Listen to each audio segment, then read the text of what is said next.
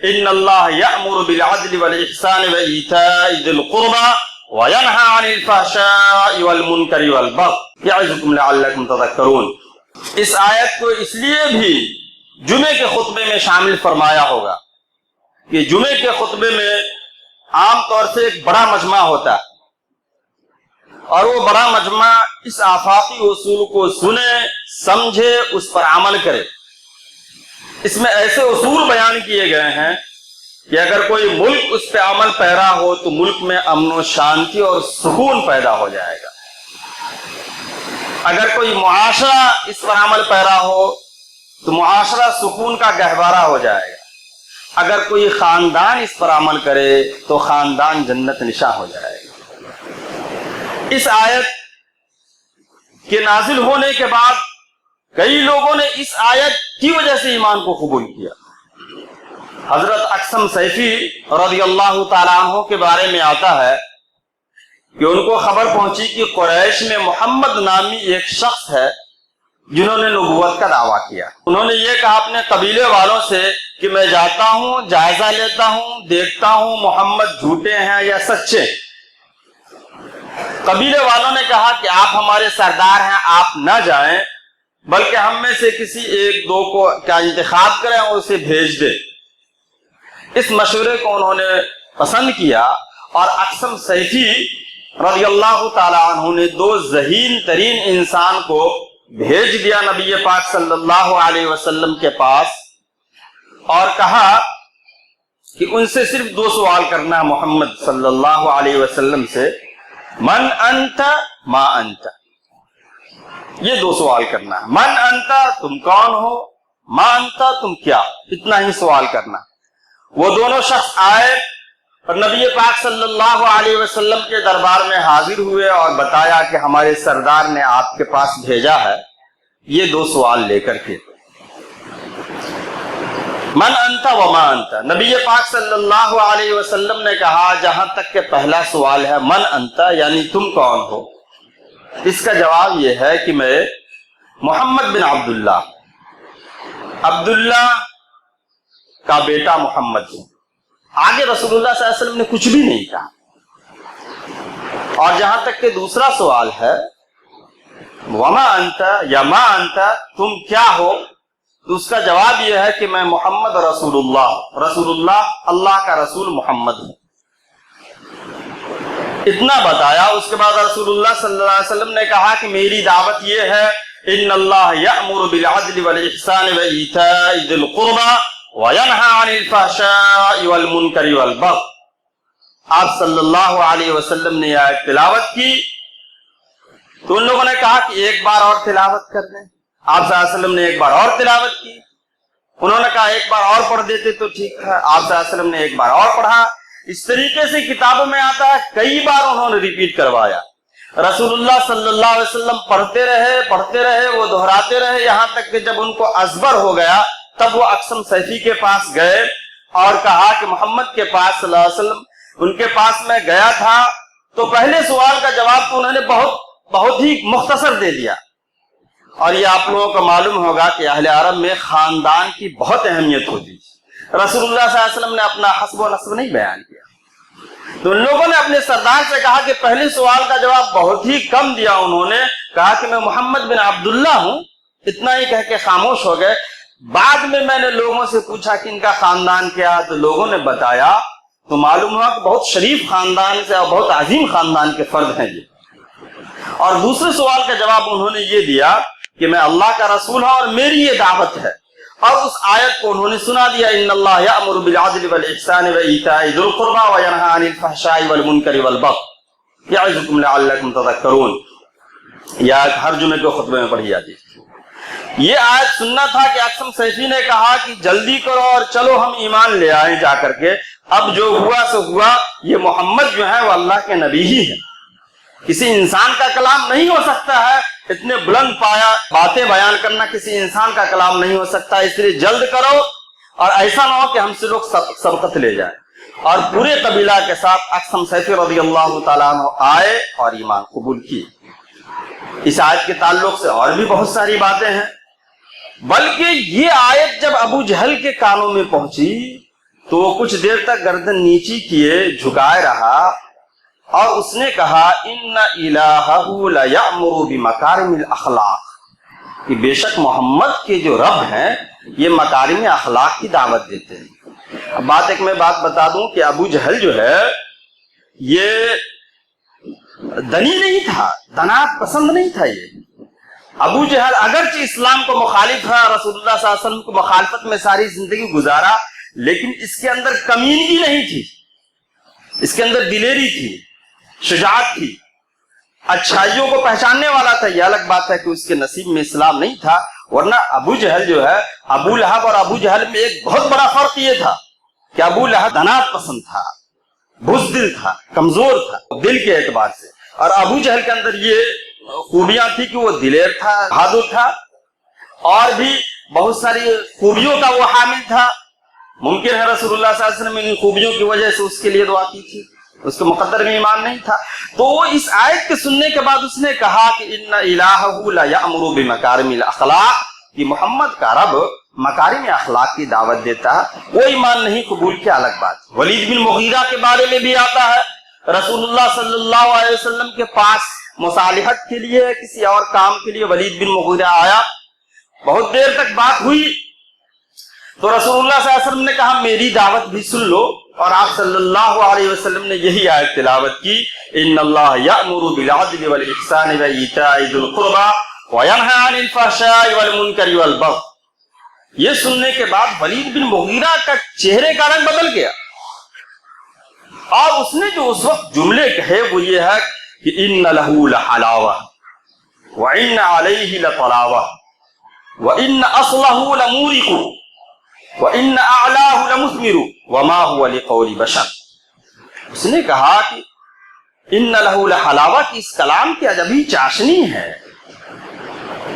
وَإِنَّ لَهُ لَطَلَاوَةٌ، اور اس کے اندر عجب رونق ہے، وَإِنَّ أَصْلَهُ لَمُورِقُ، اور اس کی شجر جو ہے، اس کی جو جڑیں ہیں یہ شاخیں نکلنے والی ہیں اس سے، وَإِنَّ أَعْلَاهُ لَمُثْمِرُ، اور ان کی شاخوں سے جو ہے پھل نکلنے والے ہیں، اور یہ کسی انسان کا کلام نہیں ہو سکتا۔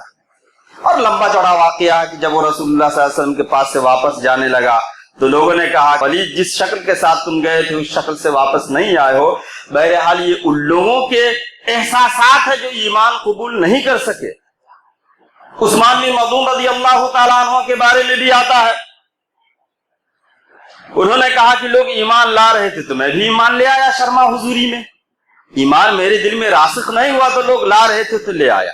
ایک مرتبہ فنائے کعبہ میں، خانہ کعبہ کے آنگن میں صحن میں رسول اللہ صلی اللہ علیہ وسلم بیٹھے ہوئے تھے، میں گزر رہا تھا تو انہوں نے کہا، آپ صلی اللہ علیہ وسلم نے کہا بیٹھو گے نہیں، تو وہ بیٹھ گئے۔ اس کے بعد رسول اللہ صلی اللہ علیہ وسلم پہ وہ حالت پیدا ہونے لگی جو وحی کے نزول کے وقت حالت پیدا ہوتی تھی۔ جب حالت نارمل ہوئی تو انہوں نے کہا کہ میں نے ایسی ایسی پوزیشن آپ کے ساتھ دیکھی۔ رسول اللہ صلی اللہ علیہ وسلم نے کہا کیا تم نے دیکھا تھا مکمل؟ انہوں نے کہا ہاں۔ تو کہا ہمارے پاس جبرائیل آئے تھے اور جبرائیل علیہ السلام یہ آیت آ کر کے ابھی تلاوت کر کے گئے ہیں، مجھے یاد کروا کے گئے ہیں، ان اللہ یأمر بالعدل والاحسان وایتاء ذی القربى وینہی عن الفحشاء والمنکر والبغی یعظکم لعلکم تذکرون۔ عثمان بن مظعون رضی اللہ تعالیٰ عنہ کہتے ہیں کہ اس آیت کے سننے کے بعد ہی میرے ایمان میں پختگی ہوئی، ورنہ میں یوں ہی ایمان لے آیا۔ تو یہ آیت بہت ہی عظیم ہے، جامع ترین ہے، اس لیے جمعے کے ہر خطبے میں، ہر مسجد میں، دنیا میں جتنی مسجد ہے ہر مسجد میں خطبے میں یہ آیت ضرور تلاوت کی جاتی ہے۔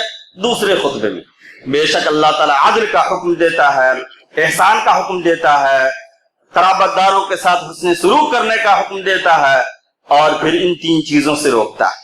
اچھا، اللہ تعالیٰ عدل کا حکم دیتا ہے تو عدل کہتے کس کو ہیں؟ اس ٹاپک پہ آتے ہیں۔ عدل کیا ہے؟ عدل کا مطلب ہوتا ہے اعتدال، برابری، انصاف۔ اردو میں انصاف بول سکتے ہیں، لیکن عدل اور مساوات میں فرق ہے۔ مساوات کہتے ہیں برابری کو، اور عدل کہتے ہیں جس کا جتنا حق ہے اتنا حق دیا جائے۔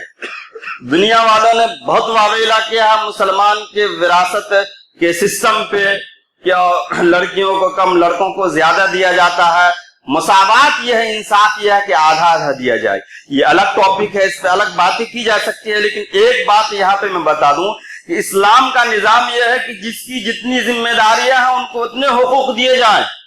ہر ایک کو برابر دینا یہ عدل نہیں ہے، یہ تو ظلم ہے. جس چیز کو جہاں رکھنا ہو وہاں نہ رکھا جائے، جس کا جتنا حق ہے اتنا نہ دیا جائے تو یہ ظلم ہے. چپل پہننے کی چیز ہے، کوئی سر پہ رکھنا شروع کر دے تو یہ عدل نہیں، ظلم ہے. برابری سے کام نہیں بننے والا. کنسٹرکشن لائن میں جو لوگ ہیں، جتنی چیزیں کنسٹرکشن میں استعمال کی جاتی ہے سب میں برابر برابر اگر دیا جائے تو وہ کامیاب نہیں ہوگا. کھانے پینے کی چیز ہم بناتے ہیں تو جتنے گوشت جتنے چاول ڈالتے ہیں اتنا نمک اور تیل بھی ڈال دے، بالکل برابر برابر تو کام نہیں ہوگا، اس سے کھانے کے لائق نہیں رہے. تو برابری کا مطلب یہ ہے کہ کس کے کتنے حقوق ہیں اتنے دیے جائیں. ایک ڈاکٹر انجینئر ہیں، زیادہ کام کرتے ہیں، زیادہ دیکھ ریکھ کرتے ہیں، ان کی سیلری کچھ اور ہوگی، جو کمتر ہے ان کی سیلری کچھ اور ہوگی. اور بھی دوسرے معاملات میں ہم دنیا میں دیکھ سکتے ہیں جن کے حقوق، جن کی محنتیں زیادہ ہیں ان کو جو ہے معاوضہ بھی زیادہ دیا جائے گا. تو مساوات میں اور عدل میں، برابری میں اور عدل میں فرق ہے. اسلام نے اس کو محفوظ رکھا. تو عدل سب سے پہلے ہم دیکھتے ہیں کہ خدا کے ساتھ عدل کیا. خدا کے ساتھ عدل یہ ہے کہ اسی کی عبادت کی جائے، اسی کے سامنے سر ٹیکا جائے اور اسی سے منتیں مانی جائے، اسی کے لیے نظریں مانگی جائے اور اسی سے ہر چیز مانگا جائے. اگر کوئی شخص خدا کے علاوہ کہیں اور جا کے سر جھکاتا ہے تو یہ ظلم ہے. اسی کو حضرت لقمان علیہ السلام نے اپنے بیٹے سے کہا تھا، ان الشرک لظلم عظیم، کہ شرک جو ہے یہ ظلم عظیم ہے. اور ظلم کہتے کس کو ہے؟ وضع الشیء فی غیر محلہ، اس چیز کو جہاں رکھنا تھا وہاں نہیں رکھ کر کے دوسری جگہ رکھ دیا جائے تو یہ ظلم ہے. تو جو خدا کا حق ہے وہ خدا کے ساتھ دیا جائے تو یہی عدل ہے. عدل نفس کے ساتھ یہ ہے کہ خودکشی نہ کی جائے. نفس کے ساتھ دوسرا عدل یہ ہے کہ روحانی طور سے، جسمانی طور سے جو چیزیں ہلاکت میں ڈالنے والی ہوں اس سے اپنے آپ کو بچایا جائے.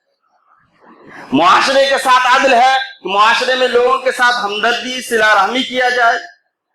عدل سے ایک فائدہ ضرور ہے، وہ یہ ہے کہ امن و انصاف قائم ہو جاتا ہے. امن اور سکون معاشرہ، اگر ہمیں ہر ایک کو جتنا حق ہے اتنا دیا جائے تو عدل اگر قائم کیا جائے تو اس سے معاشرے میں امن رہے گا، ملک میں امن رہے گا. لیکن محبتیں نہیں ہوں گی. امن رہے گا لیکن آپس میں محبت پیدا نہیں ہوگی. اس لیے اللہ تعالیٰ نے آگے کہا کہ الاحسان، احسان بھی کرنا ہے. عدل سے انسان، احسان کی طرف آنے سے پہلے ایک اور میں بات بتا دوں. عدل سے انسان روگردانی کن حالتوں میں کرتا ہے؟ قرآن نے بتایا دو حالتیں. دو حالتوں میں انسان عدل سے پھر جاتا ہے. وَلَا يَجْرِمَنَّكُمْ شَنَآنُ قَوْمٍ عَلَىٰ أَلَّا تَعْدِلُوا اعْدِلُوا هُوَ أَقْرَبُ لِلتَّقْوَىٰ. عدل سے انحراف کے دو وجوہات ہیں.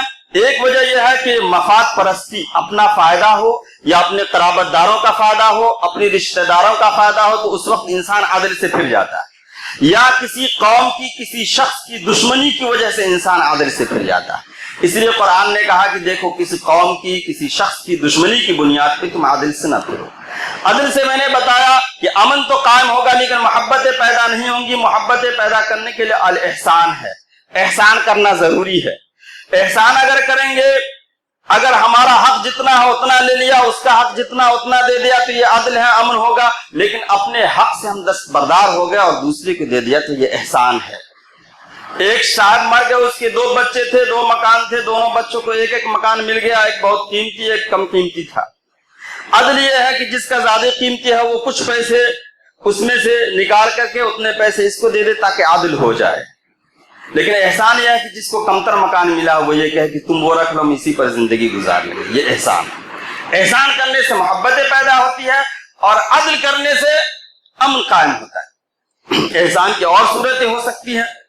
ایک چیز اور احسان کے تعلق سے بتا دوں، وَلِلْمُطَلَّقَاتِ مَتَاعٌ بِالْمَعْرُوفِ حَقًّا عَلَى الْمُتَّقِينَ، کہ جو طلاق شدہ عورتیں ہیں جن کو طلاق دے دیا جائے تو ان کے جو حقوق ہیں مہردین یا جو دیا جاتا ہے وہ دے دیا جائے، شوہر دے کر کے واپس کر دے، یہ تو ان کا حق ہے. لیکن آگے یہ ہے کہ محسنین وہ ہے کہ ان کو ایکسٹرا زیادہ دیا جائے جب وہ جا رہی ہے تو یہ محسنین ہے. محسنین کے لیے اور بھی قرآن میں صفات آئے ہیں کہ جنت ایسے لوگوں کے لیے پیدا کی گئی جن کے اندر یہ صفات ہو یہ صفات ہو. اس میں یہ ہے الذین ينفقون فی السراء والضراء والکاظمین الغیظ والعافین عن الناس واللہ یحب المحسنین، جن کے اندر یہ صفات ہوں گے وہ محسنین ہوں گے. تیسری چیز آتی ہے اس میں وَإِيتَاءِ ذِي الْقُرْبَى، اپنے قرابت داروں کے ساتھ اچھا سلوک کرنا. حدیث شریف میں آتا ہے من احب ان یبسط له فی رزقه وَيُنْسَأَ لَهُ فِي أَثَرِهِ فَلْيَصِلْ رَحِمَهُ، کہ جو شخص یہ چاہتا ہے کہ اس کی رزق میں اور اضافہ ہو، اس کی عمر دراز ہو، اس کے مرنے کے بعد بھی لوگ اسے اچھی طریقے سے یاد کرے تو وہ صلہ رحمی کرے. یہ قرابت داری اور قرابت داروں کے ساتھ حسن سلوک کے تعلق سے بہت ہی عمدہ حدیث ہے.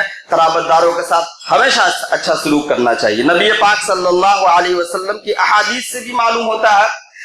ایک دو واقعات میں بتاتا ہوں. اس میں سے یہ ہے نبی پاک صلی اللہ علیہ وسلم جب فتح مکہ کے موقع سے جب مکہ میں آتے ہیں تو آنے کے بعد خوشی کا موسم رہتا ہے. آپ صلی اللہ علیہ وسلم کہتے ہیں سوالیہ کہاں ہے؟ رسول اللہ صلی اللہ علیہ وسلم جب پیدا ہوئے تھے تو ابو لہب کی باندی تھی جس کا نام سوائبیہ تھا، جنہوں نے دودھ پلایا تھا رسول اللہ صلی اللہ علیہ وسلم کو.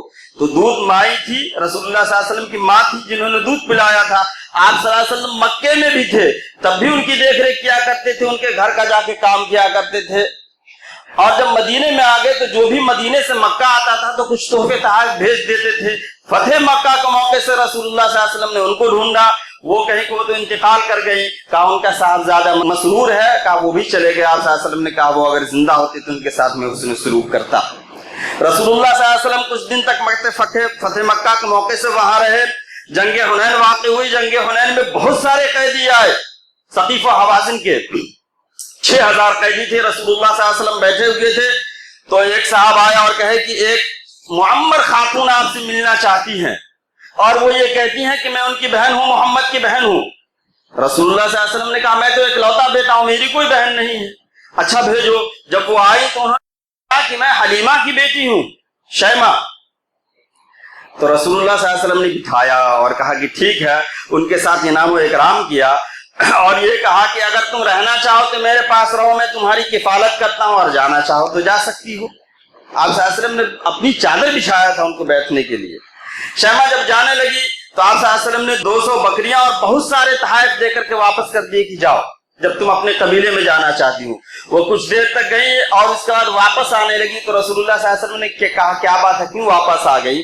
تو کہا میں اپنے قبیلے میں جاؤں گی تو لوگ یہ کہیں گے کہ تمہاری تو رشتہ داری تھی محمد صلی اللہ علیہ وسلم سے تو تم تو چھوٹ کر آ گئی، اور باقی 6000 قیدی ان کا کیا ہوگا؟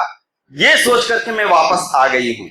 تو رسول اللہ صلی اللہ علیہ وسلم نے ان تمام قیدیوں کو بھی آزاد کر دیا اور سب لوگ ایمان قبول کر لیا.